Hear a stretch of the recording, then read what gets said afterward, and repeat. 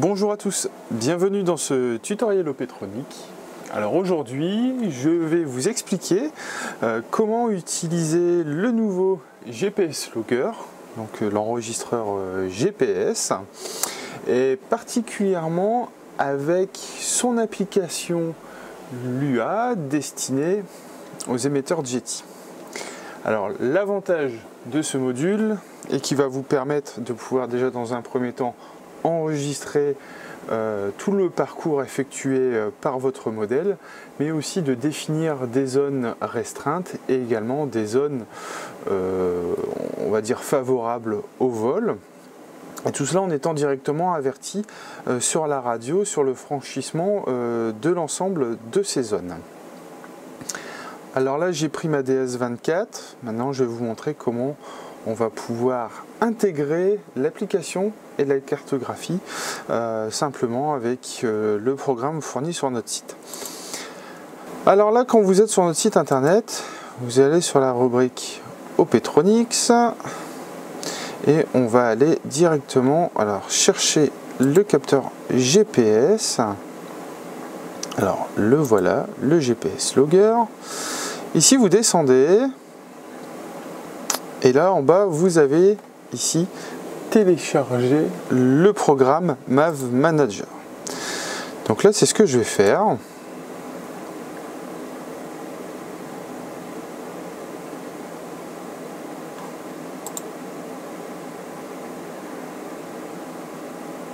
Donc en parallèle du programme MAV Manager, vous pouvez également aussi télécharger pour la suite des opérations Google Earth Pro, qui va vous permettre après de pouvoir faire l'export des différentes zones de vol. Alors, j'ouvre le fichier.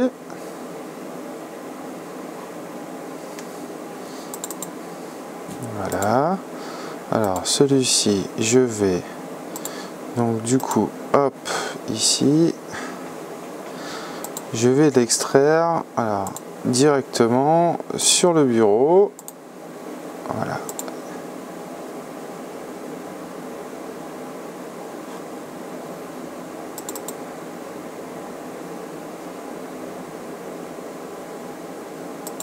Donc là ici, j'exécute. Voilà. Et là maintenant, j'installe. Donc là, je suis parti d'un ordinateur qui n'a jamais connu le programme, ce qui vous permettra de pouvoir voir à l'identique le processus d'installation. Je peux fermer, voilà. Et là, le programme va se lancer. Alors, nous voici dans le MAV Manager. Maintenant, ce que je vais faire, je prends le cordon USB et je le connecte sur ma radio. La radio demande de confirmer la connexion. Je confirme. Alors ici dans le MAV Manager, je vais aller sur GPS Logger App. Ici, ma radio est détectée. Donc là, je clique sur suivant. Voilà. Alors, ce que je vais faire, moi je fais une réinstallation parce que par contre ma radio a déjà connu l'application. Vous, dans votre cas, il faudra cliquer sur installation. Là, l'application va automatiquement envoyer les fichiers dans l'émetteur. Alors, nous y voilà. Et là maintenant, en fait, on va saisir, on va définir la zone de carte que l'on souhaite envoyer sur la radio, en fait qui va être le stockage tout simplement des données de carto. Alors bon, par exemple ici on va voler chez nous donc au terrain d'Alprec qui est situé sur cette zone là au sud de Boulogne. En type de carte on va utiliser l'OpenStreetMap en standard qui va vous permettre d'avoir un affichage fluide mais aussi lisible et également sans watermark. Donc là pour le moment, alors avec la quantité de zoom que j'ai mis ici, donc 13, en fait je vais avoir cette zone là qui peut être chargée. Si j'augmente le zoom, forcément ma zone va être plus petite. Bon, alors, moi dans mon cas, en fait, le terrain de modélisme se trouve là, mais j'aimerais bien aussi avoir toute la périphérie, donc là je vais mettre en zoom 13. Le zoom 18 correspond au zoom maximal que l'on va pouvoir ensuite effectuer sur la radio. Alors plus ce zoom est élevé, plus il faudra forcément envoyer de fichiers dans la radio. Alors par expérience, la quantité 18 est le bon compromis. Donc il faut rester sur cette valeur-là. Une fois que la zone que vous souhaitez envoyer dans la radio est sélectionnée, là vous cliquez sur Export. Et là maintenant, le programme va envoyer l'ensemble des fichiers de cartes sur la radio. Donc là on attend tout simplement que l'opération se termine.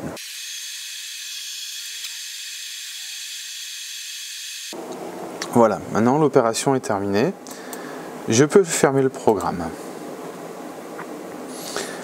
Alors, ensuite on va revenir ici sur Google Earth. Donc, là on a donc notre fameux terrain d'Alprec qui est ici. Alors, les problèmes qu'on peut rencontrer, donc ici, bon, par exemple, c'est valable sur notre terrain, mais ça peut être valable sur votre terrain ou en fonction voilà, de la géométrie et des choses qui sont à sa périphérie. Nous, on a une piste ULM. Ici, on a des habitations, on a également des habitations là au-dessus. On a une habitation, là, un corps de ferme qui est juste en dessous du terrain, et ça, forcément, ce sont des zones qui sont interdites au survol. Donc ça voilà, là on a identifié les zones où on ne peut pas voler. Après on a toute cette zone-ci où on peut voler, et puis là une chose intéressante c'est que par exemple ici quand on a du vent d'ouest, donc sur la falaise, on peut aussi également faire du dynamique. Donc c'est assez intéressant parce que bon, comme le terrain est à peu près à 300-400 mètres de la falaise, il nous arrive de temps en temps à partir du terrain d'aéromodélisme de réussir à mettre un planeur ou un parapente au-dessus de cette zone-là et d'y rester tout en restant directement sur la zone d'atterrissage. Donc ça c'est bien. Seulement vu la distance, on ne sait pas toujours parfaitement quand est-ce que l'on va arriver sur zone.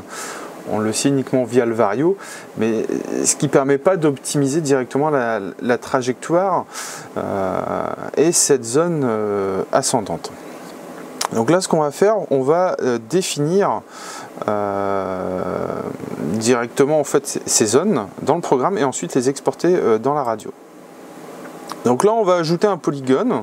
Donc là, c'est ce qui est entre guillemets la zone de survol. Donc là par exemple je vais mettre aérodrome. Ok, et là maintenant je vais venir, alors j'ai certainement pas mis, voilà, il faut que je garde la fenêtre active. Donc là par exemple aérodrome, voilà. Alors je vais mettre également, on va dire, toute cette zone d'habitation. Hop. Alors, bon, si on fait des points après, on peut aussi directement les retirer. Donc là, par exemple, j'ai fait une petite erreur avec ma souris. Voilà, je clique sur les points, je les supprime. Voilà, ce qui me permet de faire quelque chose de propre. Donc là, par exemple, voilà, on a la première zone de survol. Ok, que l'on va retrouver ici. Alors ça, c'était la première, je la supprime. Voilà. Et là, celle-ci, on va pouvoir la renommer aérodrome. Voilà. Ensuite, je vais créer par exemple la zone où il est interdit de survoler la ferme. Alors, là, juste une remarque, c'est par exemple, je mets vraiment les valeurs absolues d'interdiction de survol. Après, ce qui est bien aussi en pratique, c'est d'y mettre une petite marge. Bon, par exemple, en fonction, voilà, après du modèle qu'on utilise, peut-être une vingtaine de mètres, ce qui vous permettra d'éviter de franchir vraiment et d'être vraiment en infraction. À ce moment-là, ce qui vous laisse le temps de pouvoir effectuer la manœuvre avant. Donc là, hop, je mets que c'est la ferme, voilà, qui est ici. Et après, alors, hop, oui, point supprimé, voilà, hop, alors je vais me décaler un petit peu, et là ici, je vais créer une zone pour falaise. Voilà, hop, alors par contre, voilà, j'aurais dû, je vais la refaire comme ça, sinon ça ne sera pas dans la machine. Voilà, donc là on va dire qu'entre guillemets ça c'est toute ma zone où je suis censé avoir du vent, enfin on va dire des ascendances dynamiques par vent d'ouest. Voilà. Et ensuite, l'ensemble de ces fichiers, je vais pouvoir directement les enregistrer. Donc là, je fais enregistrer sous. Je vais remettre sur le bureau. Donc là, fichier KMZ par défaut. Par contre, là, il faut sélectionner fichier KML. Donc là, la falaise, c'est fait. Je vais enregistrer sous également la ferme. Voilà. Et ensuite, je vais enregistrer donc l'aérodrome, toujours en fichier KML. Donc là, maintenant, on est bon sur nos fichiers. Maintenant, concernant la radio, avant d'injecter les fichiers, je fais échappe. Je vais déconnecter la radio. Voilà. Donc, je vais dans le menu application de l'utilisateur. Là, je vais sur plus. Et maintenant, je vais venir chercher l'application Lua, donc du GPS Logger. Donc, elle est ici, GPS Log. Voilà, elle est là. Je vais dans les réglages. Alors, voilà, menu. Donc, réglages. Donc là, on a le zoom par défaut. On va définir l'interrupteur 3 positions qui permet de commander le zoom. Donc là, par exemple, je vais le mettre dessus. Ça, c'est le menu qui va, le bouton qui va nous permettre de revenir dans le menu. Donc là, c'est fait. Là, maintenant, je reviens en arrière. Alors, le fait d'avoir fait ça, ça va permettre d'avoir accès directement au dossier. Et là, on va pouvoir ensuite y récupérer les informations. Alors, hop. Donc là, je reviens ici sur l'ordinateur. Voilà, on y est. Donc là, je vais aller directement sur la radio. Je vais aller dans le dossier application, GPS log. Et là, on a un dossier donc, qui a été créé justement par le lancement de l'application sur la radio, qui est le dossier KML. Donc là, comme j'avais déjà installé, on va dire l'application sur la radio, j'ai mes fichiers qui sont déjà présents. Dans votre cas, ce qu'il faudra faire, c'est revenir, alors par exemple sur le bureau, je reprends mes fichiers, je fais un copier et je viens directement les coller dedans. Voilà, comme je viens de faire.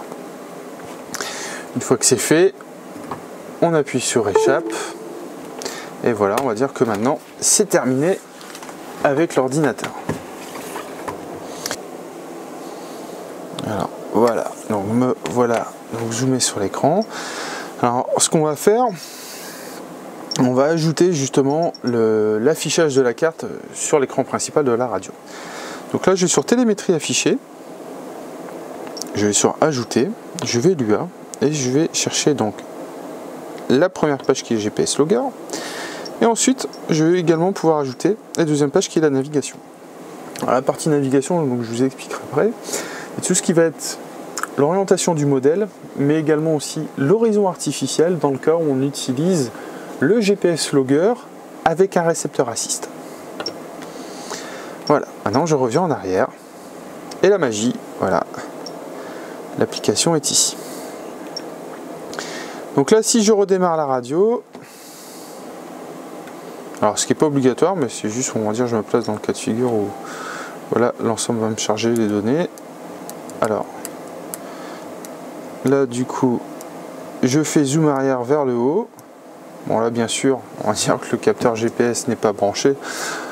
On va dire que mon modèle n'est pas sous tension, donc là j'ai encore donné GPS par 0. Mais lorsque vous serez au terrain, le capteur GPS sera détecté et on aura directement les coordonnées du modèle sur l'écran. Pour revenir au réglage de l'application, comme je l'ai fait tout à l'heure, je vais faire un petit récap rapide. Donc là en réglage, on va insérer l'interrupteur pour la commande du zoom et l'autre pour l'ouverture justement du programme dans le cas où on doit effectuer un paramétrage dans l'application. On va laisser montrer donc justement les infos d'altitude et de vitesse et on va laisser en métrique avec affichage de la carte et également l'altitude relative par rapport au point de départ. Alors, voilà.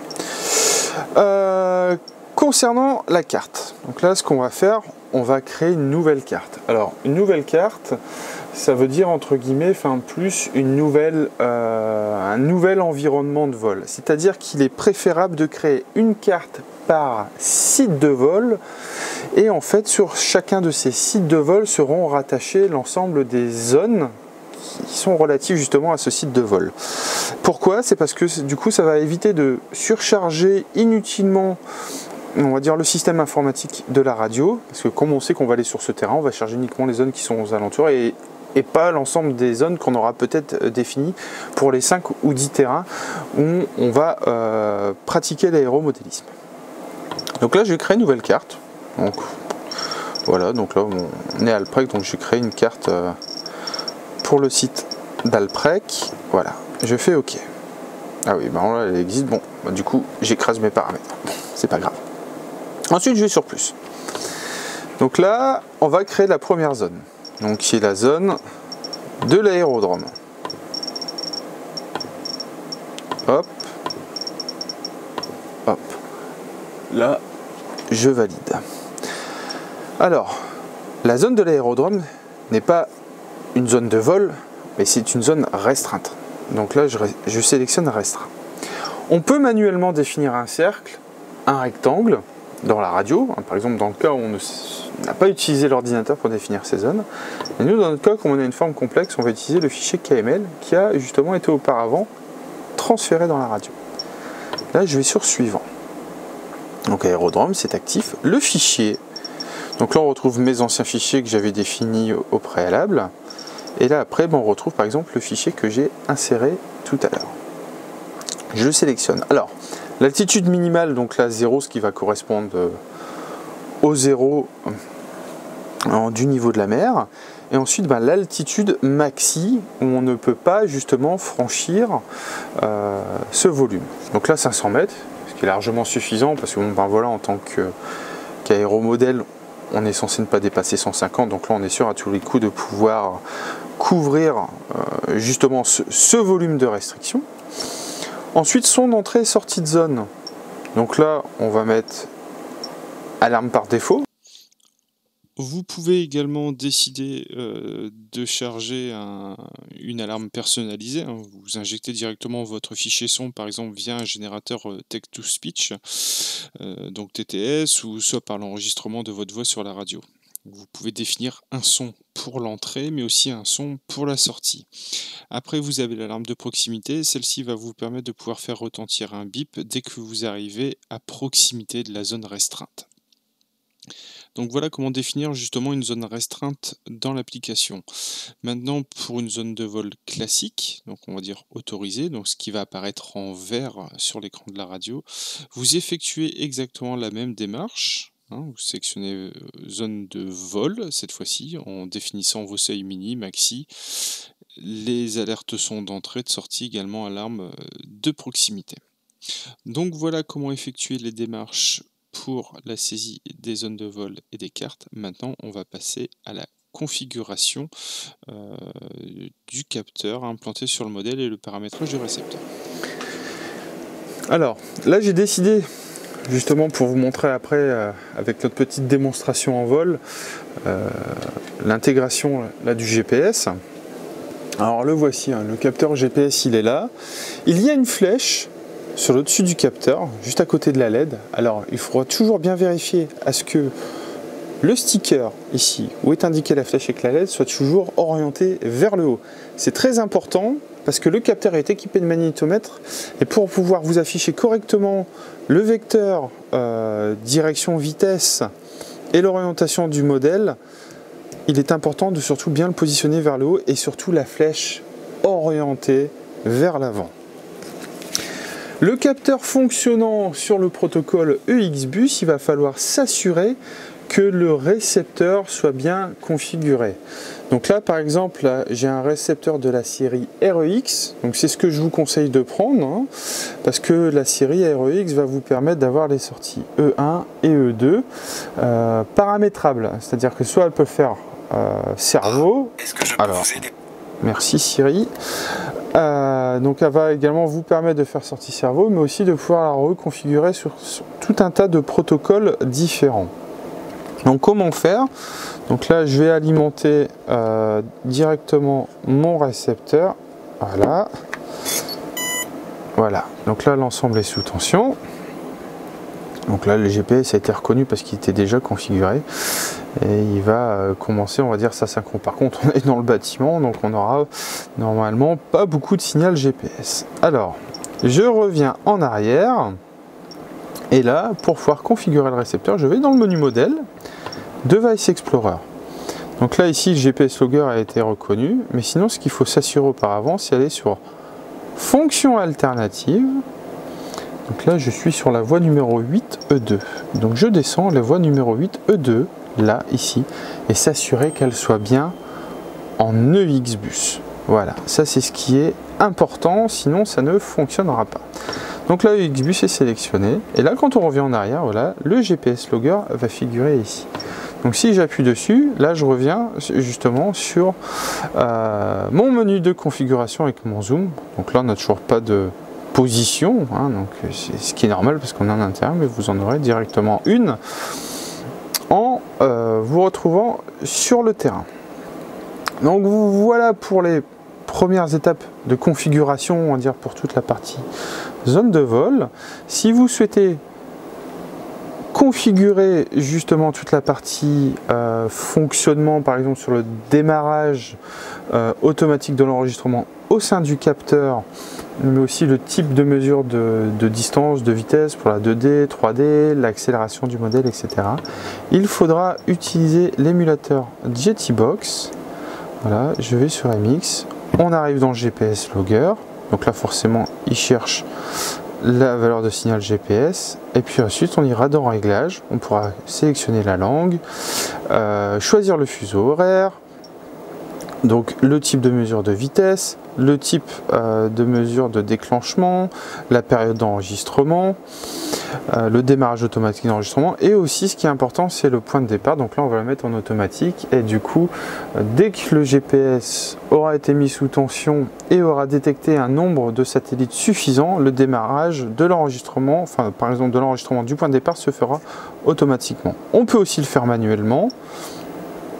Le nombre de satellites minimal, donc enfin bref, tout un tas de réglages qui sont directement accessibles, et vous retrouverez justement le détail des paramètres ainsi que leur signification sur la page produit du capteur GPS, parce qu'on a une notice en français et en anglais.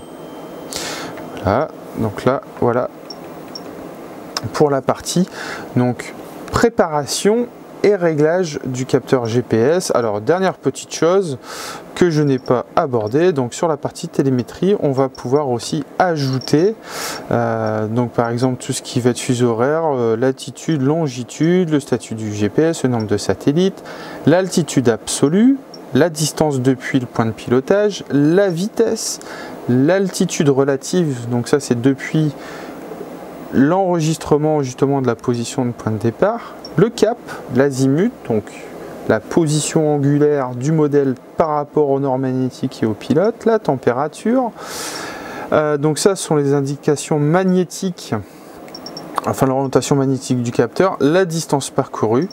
Donc voilà, et tout ça vous pourrez directement l'afficher. Hein. Donc là, voilà, par exemple comme la vitesse, taille double, voilà, vous pourrez directement l'afficher ici, et ensuite ben voilà, ils mettent l'ensemble des données dont vous aurez besoin.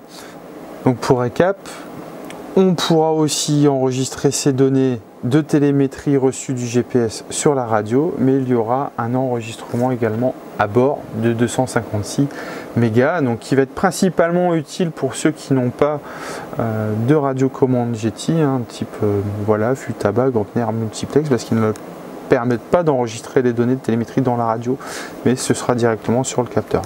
Pour ceux qui sont utilisateurs Jetty, ce sera à la fois sur la radio et aussi sur le capteur GPS.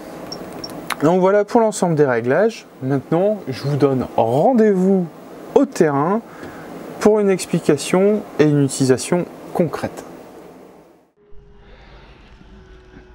Alors, c'est parti.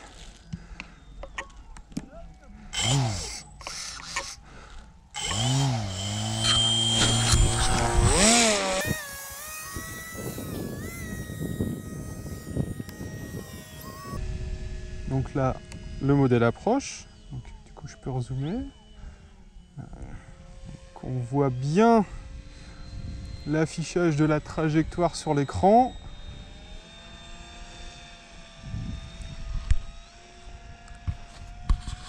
Donc là, le modèle est au fond. Et là, maintenant, je vais arriver de cette fameuse zone restreinte. Voilà, comme j'ai ici.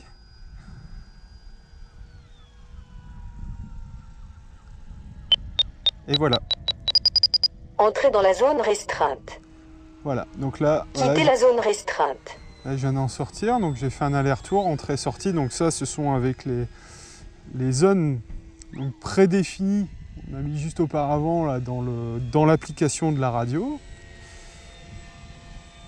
Donc on a également le vecteur qui est sur le symbole du modèle, hein, qui permet d'avoir une idée un peu de sa projection de trajectoire. Donc là, on va refaire la même chose.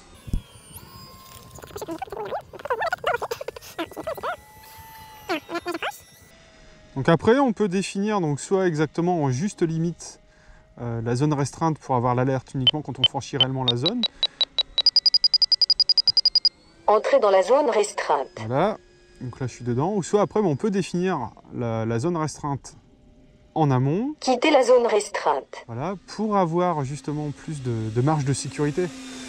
Parce que bon là, je franchis la zone, mais c'est parce que je suis vraiment au-dessus de la piste. Et j'ai prévu aucune marge sur le dessin de la zone. Donc voilà, maintenant on avance. Donc on a également le point home, donc avec le symbole de petite maison, hein, qui indique justement la mémoire du point de décollage pour démarrer l'enregistrement. Donc ça, comme je le disais juste avant dans le tuto de réglage, cette détection du point home, etc. est à ajuster, enfin tout du moins la méthode de détection est à ajuster dans le menu de Jetbox.